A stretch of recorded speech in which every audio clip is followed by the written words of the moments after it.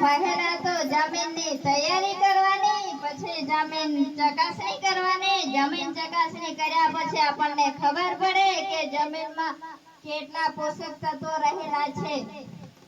હા, એ તો આ સારું કહેવાય. જમીનને જોઈશું એની ખબર પડી જાય અને કામ પણ સરળ થઈ જાય.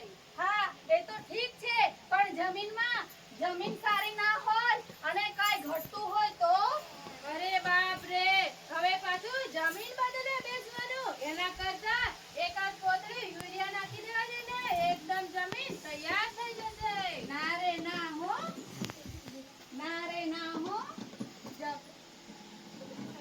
કૃષિ સખીને પૂછીએ. ચાલો ચકાભાઈ, આવો જો સમજો. કૃષિ સખી બેન, ઉણાપ હોય તો શું કરવાનું? હા ચકાભાઈ, જમીન સારી ના હોય તો પહેલા તો આપણે 1 એકર જમીનમાં કોહેલું છાણિયું ખાતર 3 થી 4 ટોલી નાખવું. પછી તેમાં ઊંડી ખેડ હોય તો લીમડાનું ખોળ નાખવું. ઊંડી ખેડ ના હોય તો તેમાં ઊંડી ખેડ તો કરવાની જ નહીં, કેમ કે અંદર જીવાતો રહેલા હોય તે નાશ પામે અને આપણી જમીનની ફળદ્રુપતા ઓછી થાય.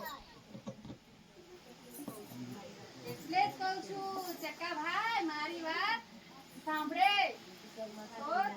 ચાલ હવે કામ પર ધ્યાન આપ. જમીન ચકાસણી પણ થઈ જાય અને જમીન તૈયાર પણ.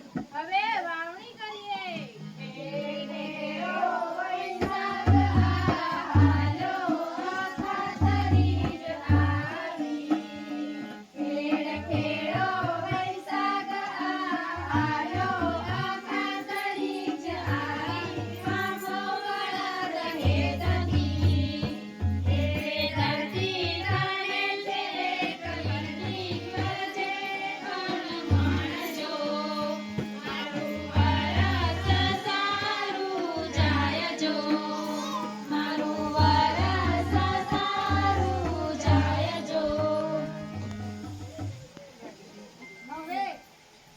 હવે આપણે શું ઉગાડીશું તે વિચારીએ.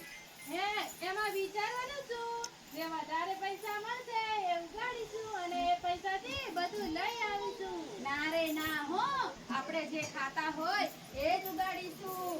અને મગ છે, અડદ છે અને બાજરી છે અને સાથે સાથે લીલા શાકભાજી ઉગાડીશું. કારણ કે આપણને બજારમાં ના જવું પડે. નાનું પડતું કિચન ગાર્ડન કરીશું. કિચન ગાર્ડન હશે એટલે 5 જાતના શાકભાજી રોપવા જોઈએ. રીંગણ છે, ટામેટી છે, મરચી છે, તો આપણને ઘરે શાકભાજી મળી રહે અને આપણું શરીર સાવ તંદુરસ્ત રહે. આપણા શરીરમાં લોહીનો પણ ઘટાડો ના થાય. બરાબર ને કૃષિબેન? હા સખીબેન, મિશ્ર પાક જ વવાય જેમાં ઘરની જરૂરિયાત પૂરી થઈ શકે અને માટીની ફળદ્રુપતા પણ વધે અને મિશ્ર પાકથી ઉત્પાદન તો વધે પણ પાકની નિષ્ફળતાનું તો જોખમ ઓછું રહે.